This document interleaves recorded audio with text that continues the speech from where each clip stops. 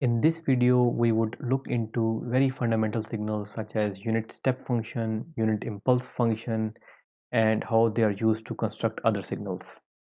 So let us first look into continuous time direct delta function, that is delta of t.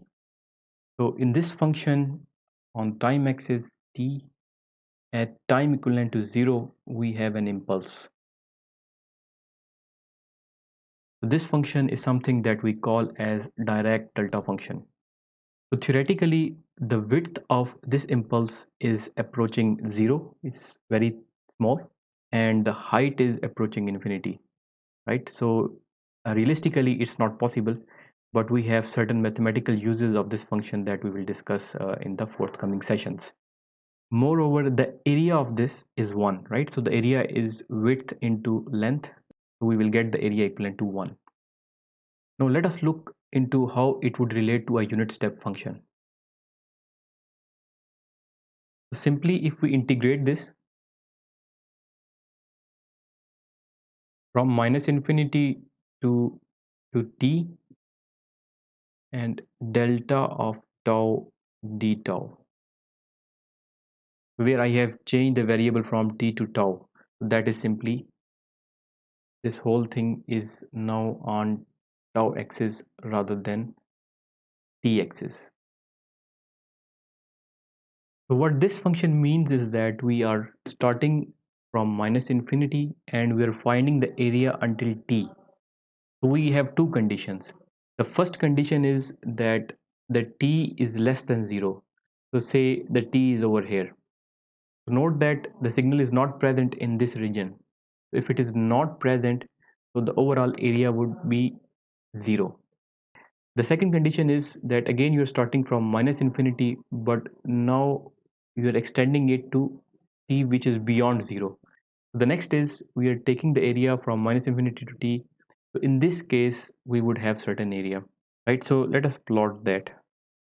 If t is less than 0, that is when it is less than 0, so we would have a value which is 0. If t is beyond 0, so this means that we are now integrating this region. And as I mentioned that this delta function has width of approaching to 0 and height approaching to infinity. So this would mean that if you are taking the integration of this, so the area would be 1. That is, if you're integrating from minus infinity to t greater than 0, so overall the area would be 1. So for all the values of t, when t is greater than 0, so the function would have a value of 1. So this is our 1. So this brings us to the conclusion that this is our unit step function, which has two cases. That is, it has value of 1 when t is greater than or equal to 0, and it is 0 otherwise. So these are the two most fundamental functions in signal and system: direct delta function and unit step function. So herein we have given one relationship, that is how you convert from delta of t to unit step function u of t, right? That is, you integrate it. But also note that delta of t is actually just a differentiation of unit step function. That is, if you differentiate this signal, you are eventually going to get this one. But observe that this signal unit step function has a discontinuity, that is at 0 minus, that is just prior to 0, the value is 0, and similarly at 0 plus, just after 0, the value is 1. So in a short duration of time, the value has changed from 0 to 1, right? So this discontinuity means that formally we cannot differentiate this signal. For differentiation, we cannot have discontinuity in a signal. So what is the way around? So the way around is that you get the unit step function and actually approximate it. And that approximation is something like this. Again, we have a 0, but we set a duration of time. Let's call that as delta. So there is a slope from 0 to delta, and after reaching delta, it would get a value of 1, right? So over here, we have simply 1. Now this is a function that we call as u delta of t. And how is it related with the unit step function? So there is a simple limit, that is u of t is simply a limit when delta approaches 0 and you have delta of t, so you will get u of t. So hence if you differentiate this signal, so you would have in time t something like a rec function which has a width of delta as per this, and the height would be 1 by delta, right? So overall the area would be this delta into 1 over delta, so the area would be 1. So this is our delta, capital delta of t. This function is simply delta delta of t, which is equivalent to 1 by delta if time t is less than delta, and it is equivalent to 0 if t is greater than delta. So this is how they are related. So as a quick summary, delta function, very minimal width, infinite height, right? So if you integrate this, you would get a unit step function, right? And if you differentiate the unit step function, you're going to get back the delta function. Let us further analyze what is delta of t. So you have seen that there is this symbol which is indicating the direction, right? So over here, if nothing is written or if 1 is written, so this would mean that the overall area of delta of t is 1. So by area we mean that if you take the integration of this function delta of t, so that would be equivalent to 1. Suppose that for a given signal we have certain area, so for that can have again this impulse, and the value of the area, say if that value is simply k, so that k would be appearing over here. So if 1 is reported, so this means that this direct delta function has an area of 1, and if k is written, so this means that the direct delta function has an area of k. So let us look into one quick example. So say we have this function x of t, which we have taken as an example, and this starts at time instant t, which is 1, and it terminates at 5, right? And we are interested in finding d by dt x of t. So this is something that we need. So let us visualize the differentiation of this signal.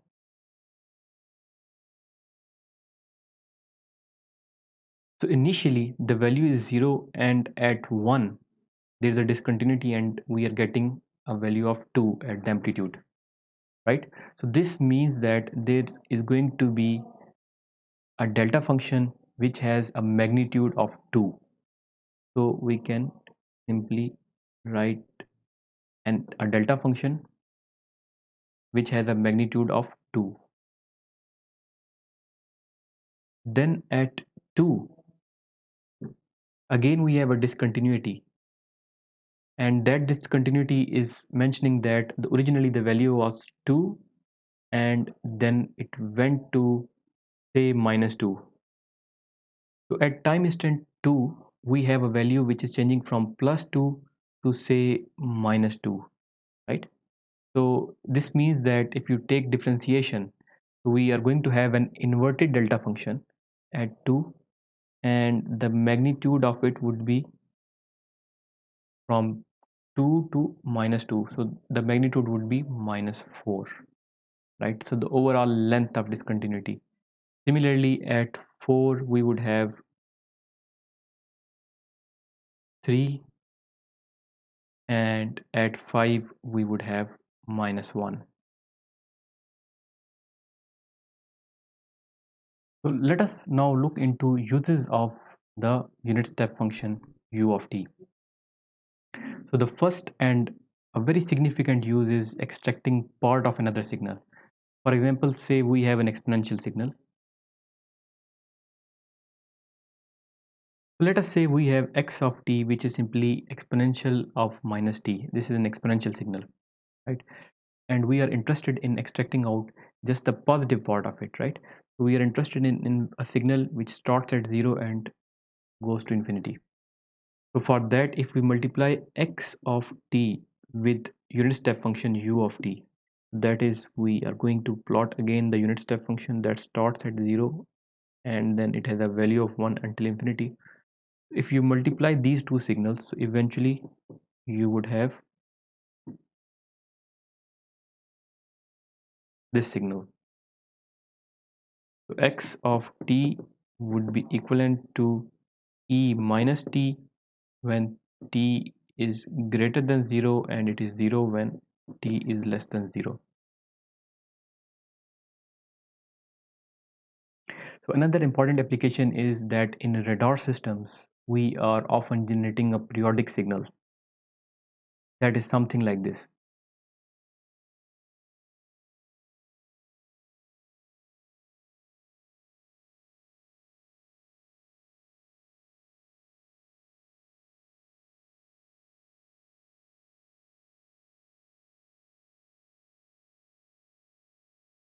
So this periodic signal has a sinusoid and then we have 0 and again a sinusoid and so on, right? The duration of that sinusoid when it's active is tau. So we are generating this signal at regular intervals and this signal would be reflected from the surface of an aircraft and then it would be returned back to the radar where we would use it for detection purposes. So let us see how unit step function assists us in getting this kind of a waveform. We know that we have a unit step function which has this shape. This is our u of t. Let us take another unit step function, but this time a delayed one, that is u of t minus 1, right?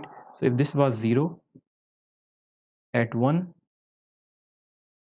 this unit step function is a delayed version. So we have now a delayed version of this unit step function. If we subtract this from this signal, so eventually we would have a function which is like this: starts at 0, terminates at 1. That is, this is u of t minus u of t minus 1. Let me call this signal as x1 of t. So let us shift this signal in advance. That is, say I need y of t, that is x1 of this signal t, but now it is advanced to the right side. That is, I say I have added plus zero point 0.5, right? So in this case, we would have a signal which is shifted plus zero point 0.5 to the side. So we would have this signal that starts at minus 0.5 and it would terminate at zero point 0.5 and it has an amplitude of 1. So this signal is simply a rectangular function which can be expressed using the symbol rect of t or simply rect of t, and this is equivalent to 1 if t is less than 0.5 or it is greater than minus 0.5 and it is 0 otherwise. The shorthand notation for this is simply that t absolute value of t is less than 0.5. That is our rect function. Now for the rect function, I need its width to be variable. Over here it is crisp at minus zero point 0.5 and plus zero point 0.5. So I need it to be variable as per a given variable symbol, say tau, right? So I would divide this t by tau. So what this would do is now this minus zero point 0.5. So let me write this as 1 by 2. So this tau now would appear over here. This will become minus tau by 2 and this will become plus tau by 2. So now we have a rect function whose argument is t by tau and tau is determining the width of this rectangular function, right? If tau is set to 1, so we will fall back to this signal. So but if there is another value, you would have a different shape of tau. Let me replicate this three times. One is at its origin 0, another one would be at t, and over here there is a minus t, right? And we have again these rect functions. Okay, this is minus tau by 2 to tau by 2 and onwards. So let us write the expressions of each one of these separately. So this is simply rect function of t by tau. This is again a rect function, but now the time is shifted towards right, that is it's delayed, and it is delayed by time instant t. So we have t minus t by tau, and similarly this is rectangular function rec t. Now it is advanced, so we have t plus capital T by tau. So we have these things, and of course we could have more rec functions, and then this will become t minus 2t minus 3t minus 4t and so on, right? So whole of this can be written in a sum form, and that is we can have a summation of rec functions which are t minus nt by tau. So when n is equal to 0, we are going to have this. When n is equal to 1, right? So t minus n is 1, so t minus capital T, so we'll get that. And if n is equal to minus 1, so we're going to get this one, right? So the summation variable is n. Presently it's starting at minus 1 and terminating at plus 1, but of course it can go to minus infinity and infinity. So let us proceed further. So let us start with a pure sinusoid. Okay, this is cos omega ct, and we are passing it through a gated signal. What is a gated signal? This is our gated signal. So the gate is open for a short duration of time, and then it closes, and then it's again open and then closes, and so on. So let me replot this signal again over here. Now if we multiply these two together, the equality would be this signal. That is, if this signal is passed through this gated signal, the cos function would have a zero value at all time instants, and it would have a sinusoidal shape it at these values where the signal is 1, right? If this signal passes through it, that is, if you multiply this signal with this signal, so you are going to eventually get the waveform which is represented over here.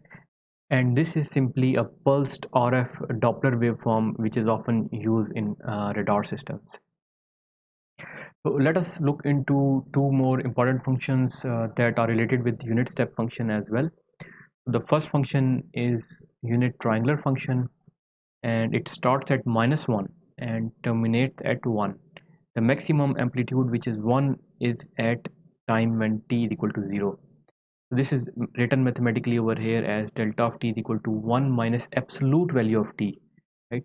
So you are extracting this value of t from 1. As this t increases, this means that this value of t would increase, and when you're less than 1 and t is increasing, so the function would be decreasing, right? Since this is absolute, so we would have a mirror image. If t is equal to plus 5 or t is equal to minus 5, so the output of the absolute value would be 0.5 itself, and you would be having these values which are mirror images. And it is of course 0 when we go beyond 1 or minus 1. Similarly, we have a unit ramp function that we call as r of t, and this is equivalent to t if t is positive, and this is equivalent to 0 if it is negative. It is plotted over here. So to conclude the topic, I have extracted 4 examples over here which are going to give you a little bit more understanding of how delta functions or even the unit step functions are used, and how they are different when you're multiplying them and when you're integrating them, right? So in the first example, we have x of t and delta of t. If we multiply them, what would be the outcome?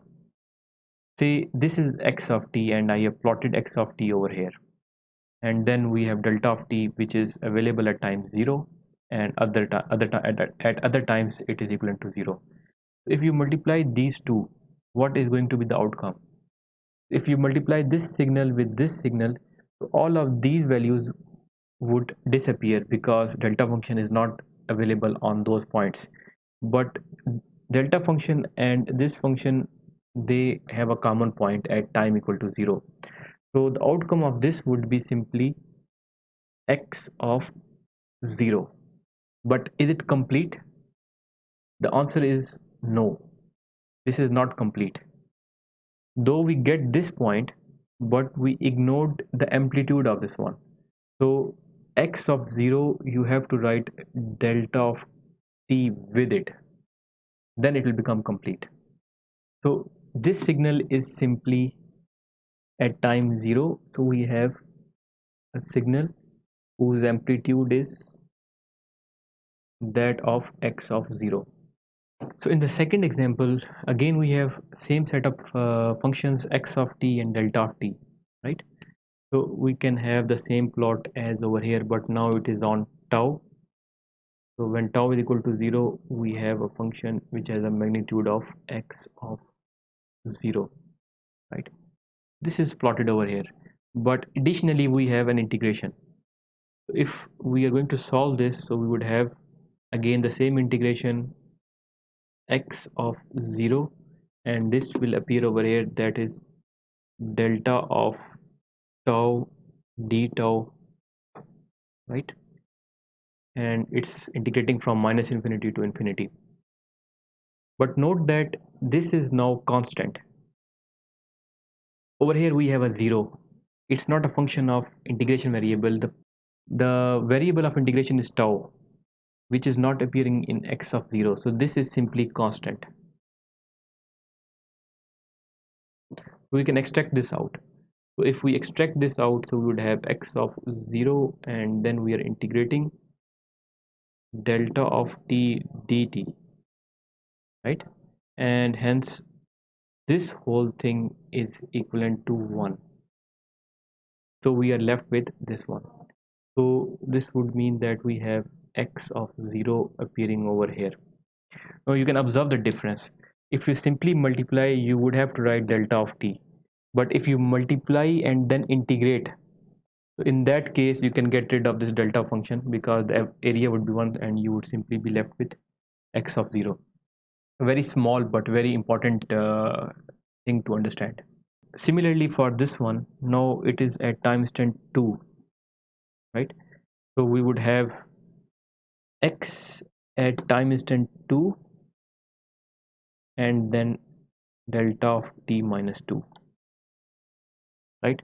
But for this case we would simply have x of 2, and then the other case would be a delta function, that is minus infinity to infinity delta of tau minus 2 d tau, and this whole thing is equivalent to 1, so you would be left with x of 2. Now let us look into the discrete time counterparts of these signals. Now the time index would change from t to n, and at time index 0 we have a value,